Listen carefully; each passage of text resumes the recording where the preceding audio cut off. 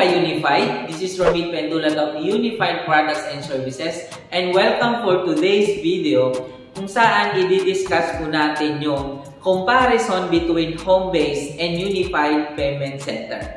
So una po dyan mga ka-Unified, ano ba yung makukuha mo once na franchisee ka ng Unified Products and Services? Of course, andyan dyan yung mga services inclusion natin, katulad po ng airline ticketing, remittance, bills payment, travel and tours, insurance, loading, online shop, shipping lines, or yung ferry booking natin, at marami pa pong iba. Yan po yung one-stop shop business natin na makukuha natin sa isang pag-franchise lang, lifetime mo na siya makukuha. Now, mga ka-Unified, if ever na ikaw ay ngayon ay mag-franchise pa lang or franchisee ka na, actually, pwede kang mamili ng mga kukunin mo or ipa-franchise mo na package kung between home-based ba ang kukunin mo or Unified Payment Center ba yung kukunin mo. So, yan po yung i-discuss natin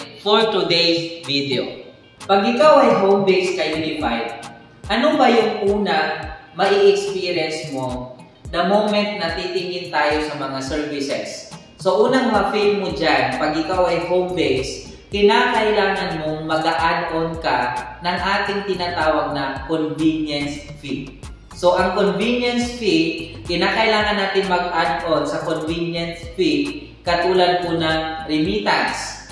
So, wala pa po tayong income doon sa any gagamitin natin na remittance, regardless kung anong gagamitin mong remittance na naka-tie up sa atin, regardless kung magkano amount, para kumita ka sa ating remittance, kinakailangan mong mag-add-on ng convenience fee. So, take note, wala po yung sa system, magmamanual po add po tayo sa ating remittance na convenience fee para po yun yung magsisilbing income po natin. Kasi pag ikaw ay home-based, ang remittance po ay magsisilbi lamang po siya parang convenient lang po ng tao. Hindi po talaga siya pang business mo siya, yung remittance. And same thing din po, pag ikaw po ay nag-bills payment ng ating home-based system, mai-experience mo din or kinakailangan mo din, mag-add-on ka din ng ating tinatawag din na convenience fee. Kasi yun po yung magsisilbing income mo. Now, the question is, magkano yung i-add-on ko sa convenience fee ni bills payment? So, pwede natin sabihin 10 to 20 pesos o nakadepende po sa, nakadepende sa area mo, nakadepende sa iyo, ikaw yung magpo-control. Same thing din po sa ating remittance. Pag nagre-remittance ka sa ating home-based system, so ikaw yung magko-compute. Actually, kino-consider natin dito yung pamasahe, di ba? Magkano yung pamamasahe nila once na po lalabas pa sila. So, yun yung most probably na doon mo ko-computein how much yung i-add-on mo na tinatawag natin na convenience fee. Alright. Ngayon, pag sinabi natin Unified Payment Center, ito po, pag sinabing remittance, pag sinabing bills payment po ng ating Unified Payment Center, ang good news po, wala po siyang convenience fee. Ang good news, meron po siyang tinatawag na outright income. So, yung outright income, ang good news, kung ano yung nakalagay po sa resibo o yung tinatawag natin na e-receipt, kung magkano yung lalabas po doon sa binayaran nila or pinatransact nila sa atin na remittance or mapa-bills payment man yan, ang good news, meron ka na po doon outright income. Magkano yung outright income? Pag tayo po ay magre-remittance send or receiving po sa ating remittance, makakapag-experience ka po ng outright income na 30 to 50% of the charge every sending and receiving natin ng ating remittance in real time. Alright? Pag tayo naman po ay magta-transact ng bills payment po sa ating payment center system, meron po tayong outright income regardless kung anong bill yung gagamitin mo or anong biller yung babayaran o ita-transact, meron po tayong outright income na 4 to 7 pesos po per bill. So, hindi ka na po kinakailangan mag-a-add po ng ating convenience fee sa remittance, sa bills payment po ni Payment Center. Sa usaping market naman tayo.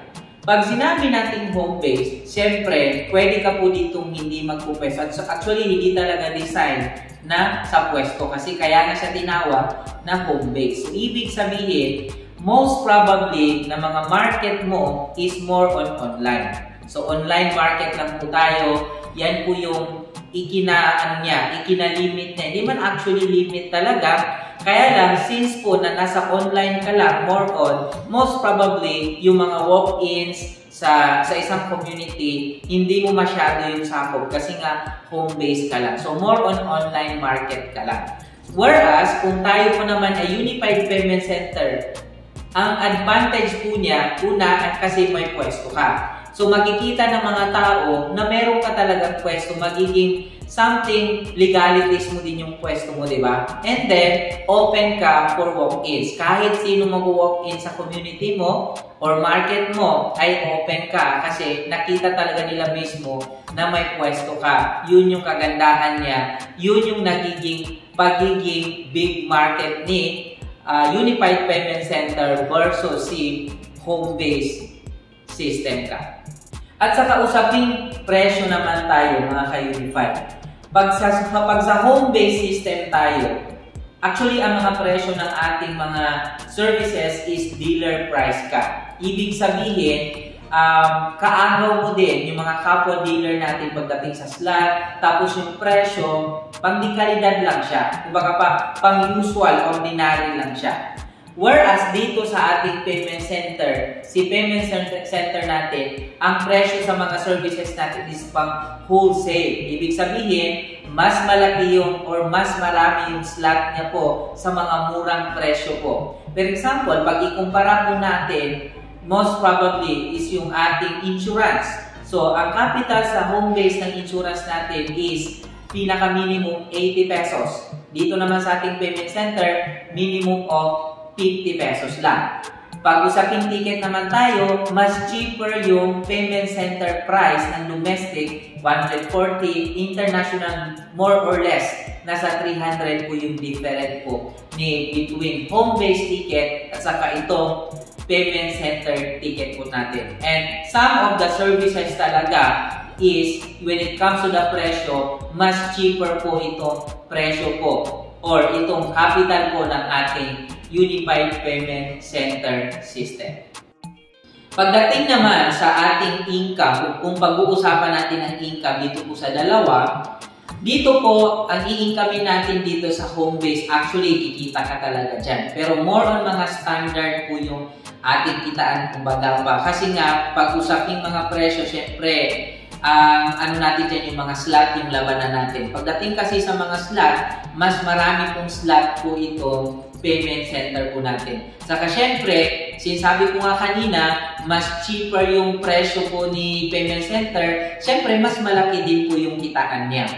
Marami din po siya difference when it comes to po sa online shop. So, mas discounted po siya dito sa payment center ng 34%. Dito kay home base is nasa 30% lang po siya. At itong si payment center, meron siyang power of pag-replenishment po sa ating mga kapwa Unified, especially sa mga home base. At syempre, yung mga yung mga variety po ng ating system services, mas marami po siya advantage or mas marami po siyang power kaysa sa kay home base. Kasi nga, outlet po si payment center versus po kay home base. So, it means, pagdating po sa income ng mga services, products man yan, ibig sabihin po, mas malaki po yung income po ni payment center. Although, meron po din po yan, depende po sa ating volume of transactions po. Yun po yung disclaimer lang po. Depende din po ito sa volume of transaction ng daily, weekly, and monthly. At ngayon naman kay Unified, dadako naman tayo sa structuring between home base at saka payment center with 10 accounts. So, una natin pag-uusapan yung residual income.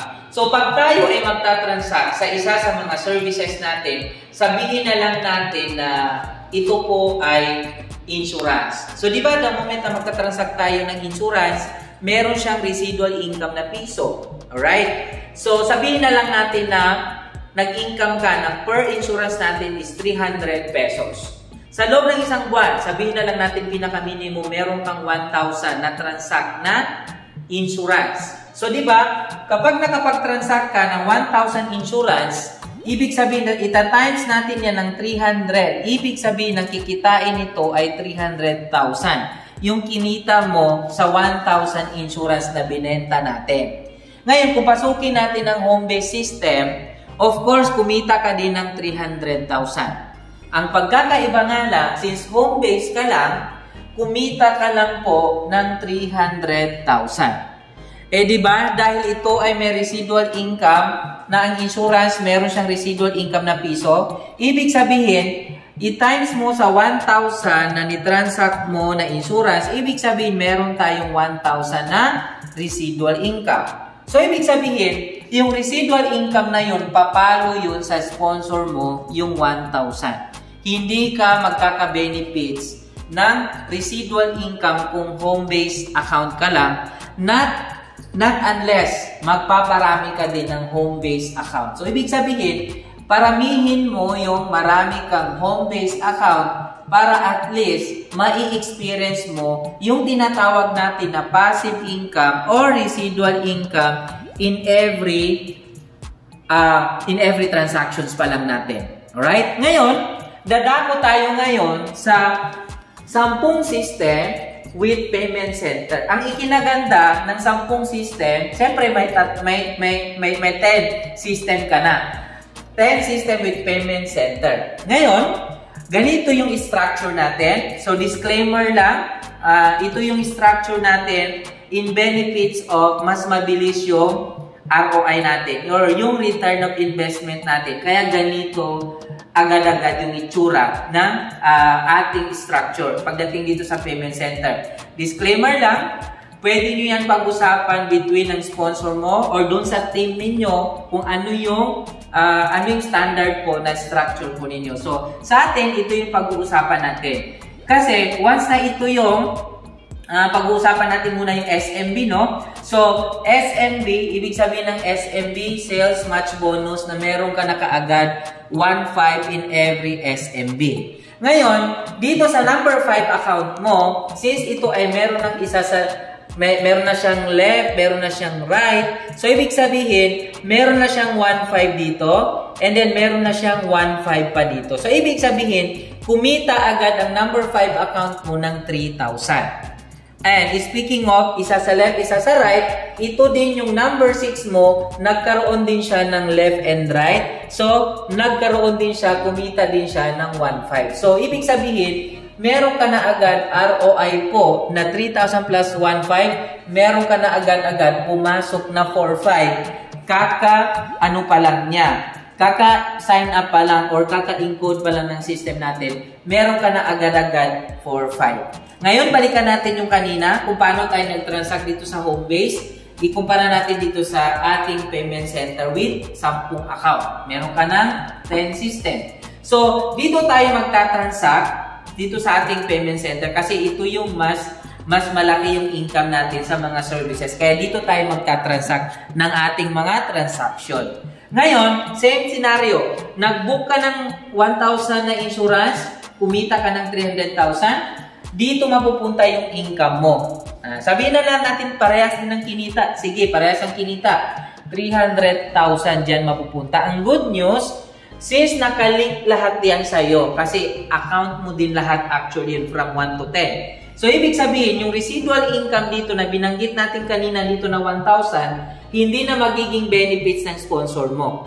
Kasi, ang kagandahan nito, magiging benepisyo mo. Kasi yung 1,000 per transaction mo kanina, ito siya, magkakaroon ng 1,000 yung account mo sa 9, 1,000 sa number 5, 1,000 sa number 4, 1,000 sa 3, 1,000 sa 2, 1,000 sa 1. Ibig sabihin, 1, 2, 3, 4, 5, 6. Aside sa 300,000, meron ka pang 6,000 residual income lang alone.